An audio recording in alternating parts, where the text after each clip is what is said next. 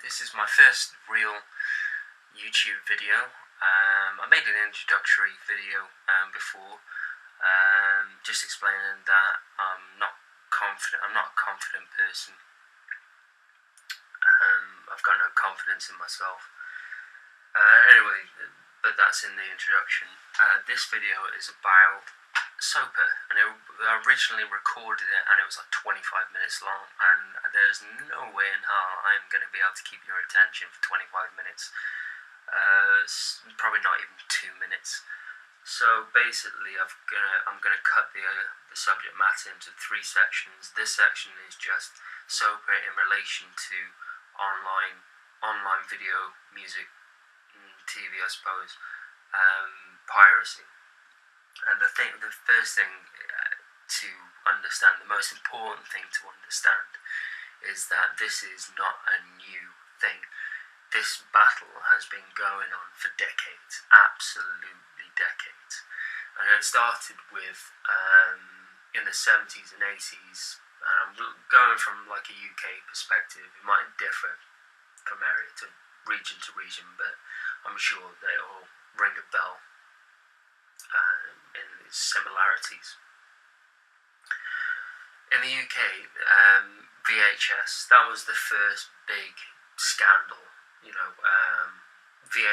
Pirates would copy videos, and they distributed.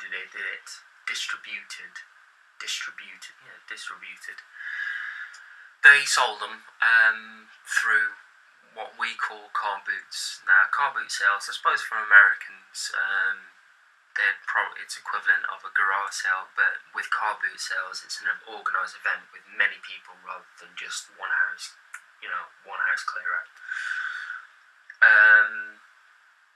And yeah, people would load up their cars full of crap they didn't want. They'd go to a field with 250 other people that were also trying to sell the crap out of their house. They'd spread them out on all the stuff onto tables, and then they would sell it off cheaply. If they couldn't sell it by morning, by late afternoon, they were just giving it away because they did not want to be hauling it back home. So this was like the first venue on where video pirates would go to flog cheap knockoff DVD videos. And the response was very similar to the Sopa Act. The UK issued new laws protecting the copyright of artists, protecting their intellectual property. But in reality, it was a case of the UK government didn't want to miss out on the tax that was generated, just like Sopa has been brought in to make sure that the Americans get the American government get the slice of the American pie. And since video format has just escalated. After these new laws in the UK were brought in, worldwide they were brought in, it basically meant that video recording equipment by certain companies were sold with piracy in mind. So they made it cheaper, and they made it possible with a bit of a DIY, do it yourself job. You could be able to do it all at home.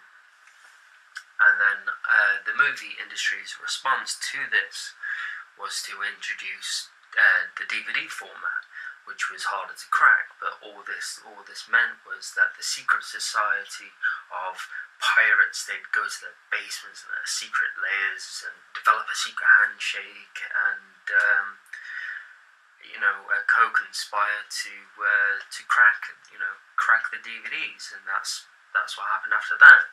And then after that, when online came, was when the World Wide Web came popular, and the source of being able to transfer files, you have things like Napster, and Napster were the one in 1999. The Fanning brothers, they were the first ones to get charged with piracy of music. And then the online pirates came again. They went back to their layers and their secret basements, and they introduced even more rigorous secret handshakes. And then they realised that it'd be harder for someone to be charged with piracy if it was an anonymous act between multiple servers and not just one IP. So then you got BitTorrent, torrent file sharing, and it's been a problem. It's been a problem for the movie industry, the games industry, the software industry, the music industry, the TV industry, blah blah blah, because it was getting quicker and quicker to do so, and it's escalated to the point where the pirates can just upload stuff onto servers, and people can view the video files in an instant on streaming. And all the while, the American government haven't been getting a bigger slice of the pie, through tax.